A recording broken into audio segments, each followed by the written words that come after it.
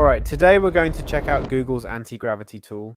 But first, before we dive in, we need to understand what Google Antigravity actually is. Well, it's a Google tool that launched late last year in 2025, and basically it makes it super easy to implement AI agents using language models like Gemini, Gemini 3 Pro, the latest Claude models, and the newest ones like Claude Sonnet 4.5 or the latest ChatGPT models.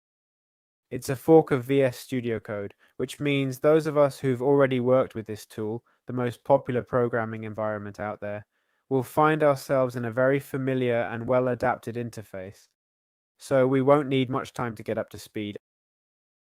And basically, these agents handle planning out all the steps needed to achieve whatever prompt or goal you've given them. Once they've planned it, they'll analyze, execute the programming, and then verify. That's what they're selling us.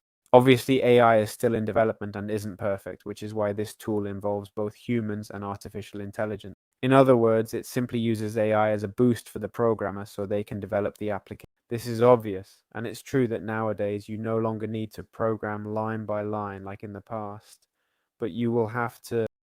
I'm not saying you need minimum knowledge of the programming language being used, but you do need to understand programming logic.